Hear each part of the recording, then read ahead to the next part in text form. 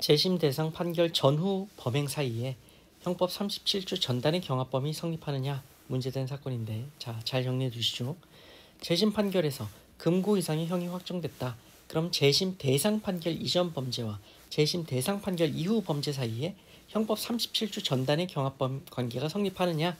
안 된다라는 얘기입니다. 자, 무슨 얘기냐면, 자, 재심 판결에서 금고 이상의 형이 확정되었습니다. 자, A 선행 범죄가 있는데 여기서 죄가 확정이 되었겠죠? 죄가 확정이 되었다.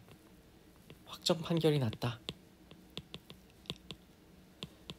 그런데 이게 잘못돼서 재심 판결을 한 거예요.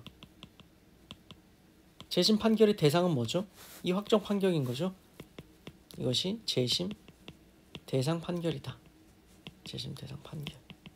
그래서 여기서 A-라는 확정 판결을 냈고 재심에서 A-라는 판결을 냈다. 그런데 이 확정 판결, 재심 대상 판결 이전 범죄 이전에 범해졌다라는 거죠. 비범죄를 저질렀다고 해보시죠. 그러면 여기서 재심 판결에서 금고 이상의 형이 확정됐으니까 이게 금고 이상의 형이 확정되는 거죠. 그러면 금고 이상의 형이 확정된 되기 이전에 범한 죄와는 어떤 관계가 됩니까? 37조 후단의 경합범위 되죠. A와 B는 동시에 심판할 수 있었던 관계이고, 따라서 하나의 형을 선고해야 된다라는 겁니다. 37조 후단의 경합범위 된다. 하지만 이 재심 대상 판결 이후 범죄, 재심 대상 판결 이후 범죄는 이미 이때 A에 대해서는 확정 판결이 난 거기 때문에 이 이후에 대해서는, 예를 들면 C 범죄라고 해보죠. A와 C는 동시에 심판받을 수 있는 가능성이 없었어요. 따라서 하나의 형을 선고할 수 없는 거고 그냥 C형을 별개로 선고를 하면 되는 겁니다. 따라서 이 B와 C 사이에 37조 전단의 경합범 관계가 성립할 수 없다라는 얘기가 되는 겁니다. 쭉 읽어보시죠. 그 얘기를 하고 있습니다.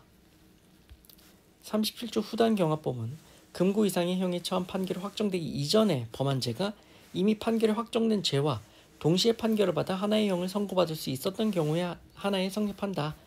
그러니까 금고 이상의 형에 처한 판결이 확정됐다. A-를 얘기를 하는 거죠. 이미 판결이 확정된 죄와 그 판결 확정 이전에 범한 죄, 즉 비범죄죠. 비범죄와 이미 판결이 확정된 죄 A-를 얘기하는 겁니다. 즉 A와 B는 동시에 판결을 받아 하나의 형을 선고받을 수 있었습니다. 왜? 이 판결 전에 B가 범해졌으니까 A, B는 한 번에 심판해서 하나의 형으로 선고할 수 있었죠. 그런데 A가 이미 정해졌고 나중에 B가 밝혀진 거니까 B에 대해서는 이 동시에 판결할 경우와 A와 동시에 판결해서 형을 선고했을 때와의 형평을 고려해서 하나의 형을 선고해야 된다라는 거고, 그러면 재심 대상 판결 이전 범죄, 즉 비범죄는 이 A범죄와 함께 기소되거나 병합되어 동시에 판결을 받아 하나의 형을 선고받을 수 있었다. 따라서 재심 대상 판결 이전 범죄, 비범죄는 선행범죄 A범죄와 37조 후단 경합범 관계에 있고 39조 1항에 따라서 형평에 따라서 하나의 형을 선고해야 된다라는 거고, 하지만 재심 대상 판결 이후 범죄, 즉 C범죄는 재심 판결 확정 전엔 범하여졌지만, 무슨 얘기냐? 비록 이 재심 판결 확정 전에 범해진 거지만 재심 대상 판결 이 확정 판결 재심 대상의 판결이 확정된 이후에 선고가 된 거죠. 따라서 재심 판결이 확정된 선행범죄와 A범죄와 사이에 30조 후단 경합법이 성립하지 않는다. 재심 대상 판결 이후 범죄, C범죄가 종료했을 때 이미 A범죄에 대해서는 이미 재심 대상 판결이 확정돼 있을 때 이미 판결을 받았다라는 거예요. 따라서 이 A범죄와 C범죄는 동시에 심판받을 수 있었던 게 아니라는 거죠. 이미 A범죄는 다 판결이 다 끝났기 때문에 그 이후에 범한 C범죄는 A와 동시에 심판받을 수 있는 가능성이 없었습니다. 또한 이 재심 재심에서 이 재심에서 그 이전에 범해진 시범죄까지 같이 심판하는 것이 아니니까, 자, 재심 심판 절차에서 별개의 형사 사건인 재심 대상 판결 이후 범죄 사건을 병합하여 심리하는 것이 허용되지 아니하니까 재심 대상 판결 이후 범죄는, 즉 시범죄는 처음부터 A 범죄와 함께 심리하여 동시에 판결받음으로써 하나의 형을 선고받을 수 없었다. 결국 선행범죄와 A범죄와 37조 후단 경합범 관계에, 자, 재심 대상 판결 이전 범죄는 선행범죄와 37조 후단 경합범 관계에 있지만 이후 범죄는 C범죄는 A범죄와 37조 후단 경합범 관계에 있지 않다. 별도로 형을 선고해야 한다라는 얘기입니다.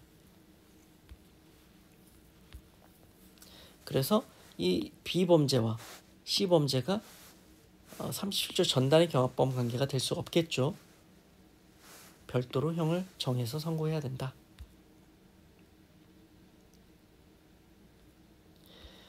한번 읽어보시고요. 재심 대상 판결이 금고 이상의 형에 처한 판결이었더라도 재심 판결에서 무죄 또는 금고 미만의 형이 확정됐다. 무죄, 금고 미만. 그러면 재심 대상 판결 이전 범죄가, 즉 B범죄가 더 이상 금고 이상의 형에 처한 판결 확정 이전에 범한 죄가 아니죠. 따라서 A범죄, 선행범죄와 사이에 37조 후단 경합범 아니고, 그때는 38조 경합범 가중 거쳐서 하나의 형을 선고해야겠죠. 자, 이 정도로 정리를 해두시기 바랍니다. 재심 판결과 재심 대상 판결의 이것을 구별을 하시기 바랍니다. 재심 대상 판결을 기준으로 합니다. 따라서 재심 대상 판결 이전에 범해졌다. 그러면 서로 동시에 심판할 수 있었으니까 37조 후단의 경합범이 되는 거고, 재심 대상 판결, 재심 판결이 아니고요. 재심 대상 판결 이후에 범해졌다. 그러면